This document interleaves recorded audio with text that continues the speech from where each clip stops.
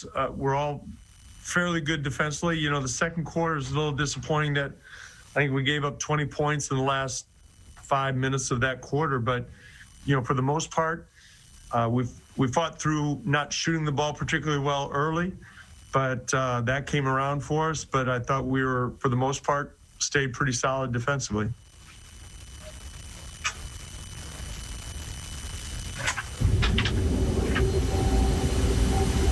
Next question is coming from Casey Holdall with Trailblazers.com. Terry, Damian had mentioned in the post game that he feels like he hasn't been as aggressive early on in games, at least offensively, looking for his own shot as he might have been prior to, and he felt like he was that way tonight. Have you noticed that at all, and did you see him really try to come out tonight and put a stamp on this game early? I think he had 15 points in the first quarter. Yeah. But at the same time, he did a really nice job with his assists, you know, getting Nurk involved. I thought he played a good forward game. He took advantage of his opportunities. Obviously, when when he's shooting the three like that, it opens up other things for him. But to be honest, I think he just feels out the game and feels out his team. And in the first quarter, he looked to score. But like I said, I think his pick and rolls with Nurk in the first half were excellent. Thank you, Terry.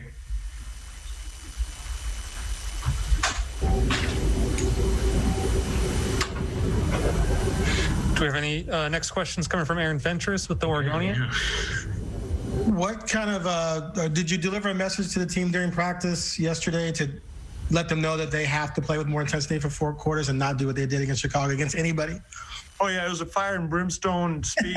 I really chewed their ass out, really got after them, and no holds barred. It was vicious. So you said nothing at all? You just went to practice and just resumed as usual?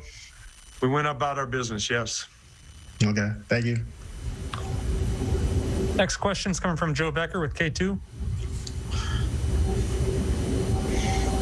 Yeah, Terry, I might have missed the very beginning of the press conference. I don't know if you mentioned it, but how good does it feel to get a big win like this at home after, some that were kind of tight? I was thinking about that after the win. It was too bad that this was a game without fans, because the fans would have really enjoyed this game. We played really well.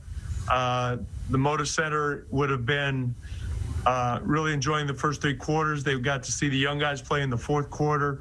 So obviously there are going to be more games that we wish we had our fans there. But honestly, as I was walking off, it was probably for the first time. Obviously, we beat Houston here, but it was too bad we couldn't have the fans for this one. Mm-hmm. Thank you. Next question is coming from Dwight James with NBC Sports Northwest.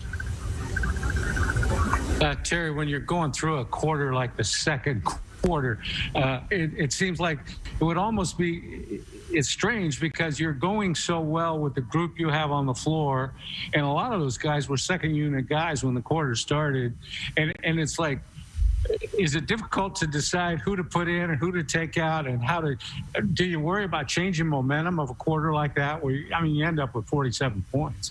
Yeah, it is a concern, but I learned a long time. It's a long game, and the tide can change. And if you ride something too long, it can affect things down the road. So I had no problem bringing Dame back in.